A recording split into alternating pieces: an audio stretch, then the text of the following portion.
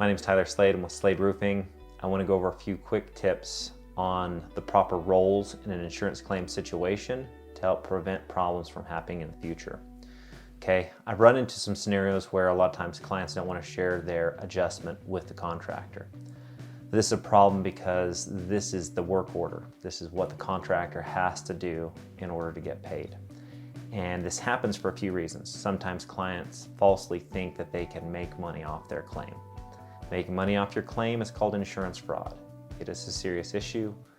There's no way to do it because it works like a raft. Your cost is always your deductible, and that bill the contractor sends in, that's the amount that they're going to pay if it's less than what was adjusted. If it's more, there needs to be documentation of why it's more, and it's still up to the discretion of the adjuster.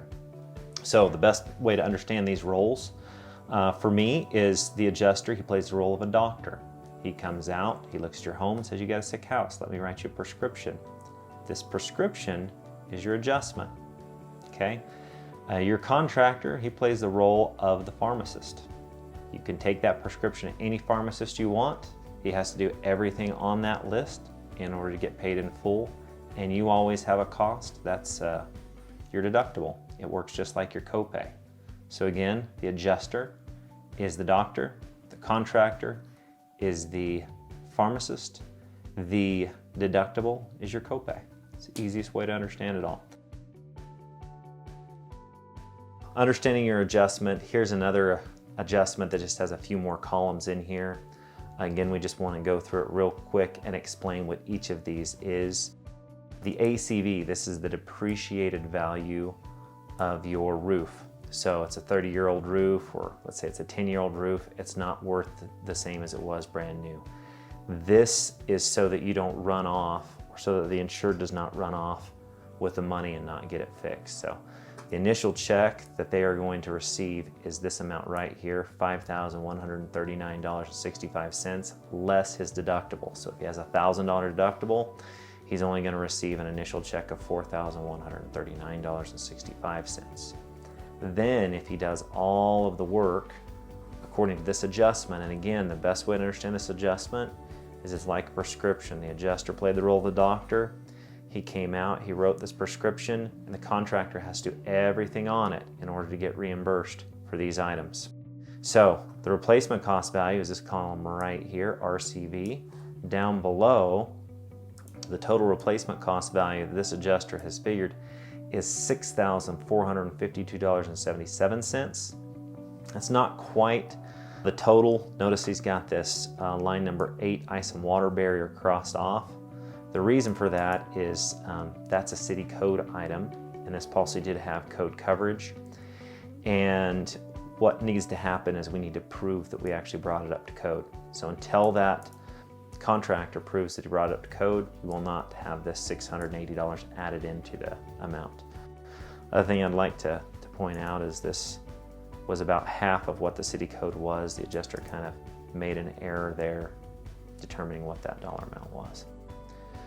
Anyway, let's go through this one. O&P.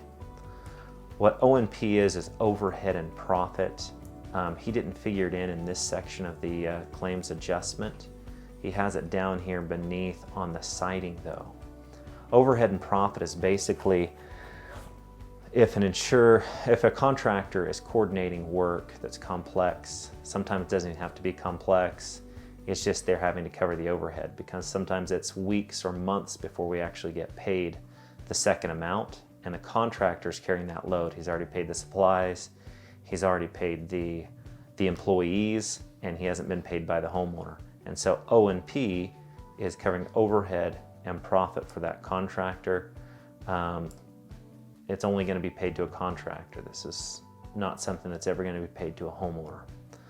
So this is basically them reimbursing him for carrying that overhead and coordinating the work. The tax, they've added the tax into this as well so that that's taken into consideration.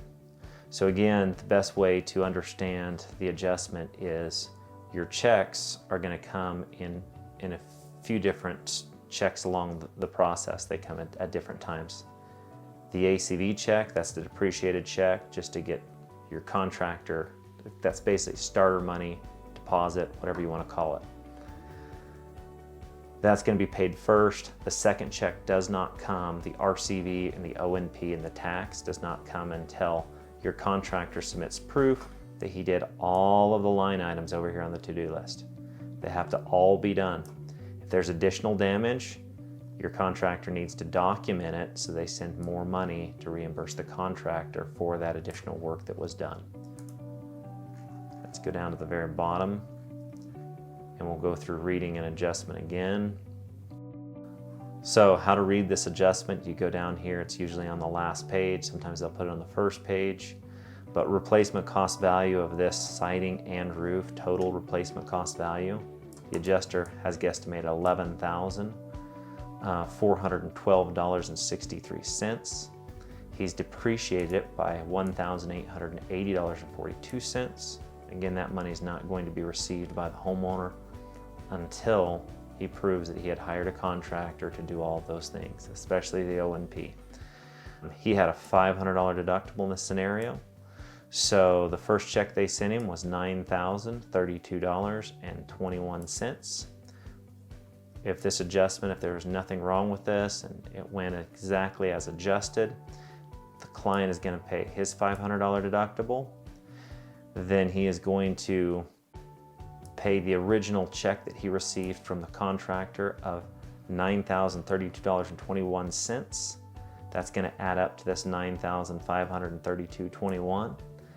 And then at the very end, the contractor is going to receive the $1,880.42 for the depreciation, as well as that ordinance or law coverage, $680.70 added to it, totaling up to $11,593.33.